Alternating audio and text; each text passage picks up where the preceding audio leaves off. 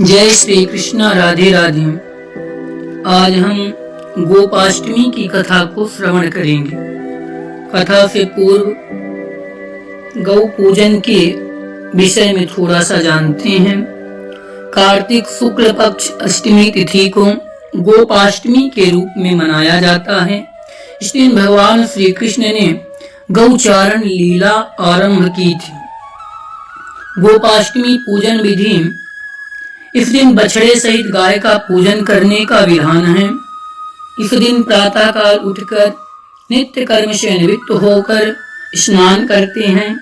प्रातः काल ही गौओं और उनके बछड़ों को भी स्नान कराया जाता है। गौ माता के अंगों में मेहंदी, रोली, हल्दी आदि के थापे लगाए जाते हैं। गायों को सजाया जाता है। प्रातः काल ही धूप, दीप, पुष्प, अक्षत, रोली, गुड़, जलेबी, वस्त्र और जल से गौ माता की पूजा की जाती है और आरती उतारी जाती है। पूजन के बाद गौग्रास निकाला जाता है।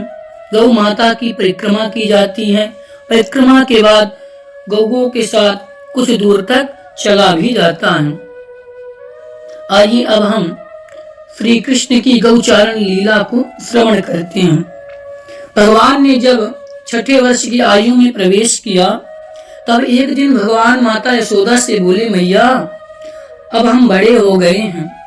मैया बोली, अच्छा लल्ला, अब तुम बड़े हो गए हो तो बताओ अब क्या करें। भगवान ने कहा, अब हम बछड़े चराने नहीं जाएंगे, अब हम गाय ही चराएंगे। मैया ने कहा, ठीक है, लेकिन बाबा से पूछ लेना। मैया के इतना कहते ही झट से भगवान नंद बाबा से पूछने पहुंच गए। बाबा ने कहा, लाला अभी तुम बहुत छोटे हो, अभी तुम बछड़े ही चराओ। भगवान ने कहा, बाबा नहीं, बाबा अब मैं बछड़े नहीं गाय ही चराऊंगा। तो भगवान नहीं माने तब बाबा बोले, ठीक है लाला, तुम पंडित जी को बुला लाओ, वह गौचारण का मुहूर्त देख करके बता देंगे।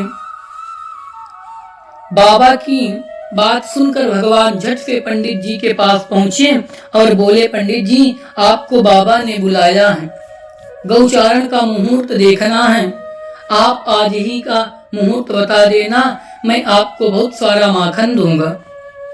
पंडित जी नंद बाबा के पास पहुंचे और बार बार पंचांग देखकर गणना करने लगे। तो नंद बाबा ने पूछा, पंडित जी कोई बात है क्या, आप बार बार क्या गिन रहे हैं। पंडित जी बोले, क्या बताएं नंद बाबा जी, केवल आज का ही मुहूर्त निकल रहा है, इसके बाद तो 1 वर्ष तक कोई मुहूर्त ही नहीं। पंडित जी की बात सुनकर नंद बाबा ने भगवान को गौचारण की स्वीकृति दे दी। भगवान जो समय कोई कार्य करे वही शुभ मुहूर्त बन जाता है।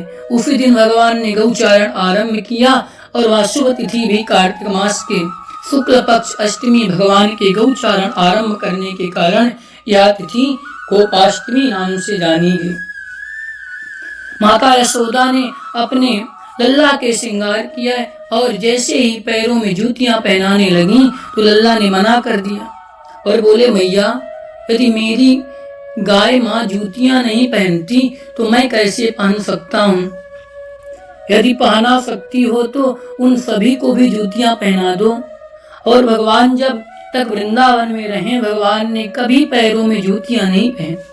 आगे आगे गाय और उनके पीछे बांसुरी बजाते भगवान, उनके पीछे बलराम जी और श्री कृष्ण के यश का गान करते हुए ग्वाल गोपाल इस प्रकार से विहार करते हुए भगवान ने उस वन में प्रवेश किया।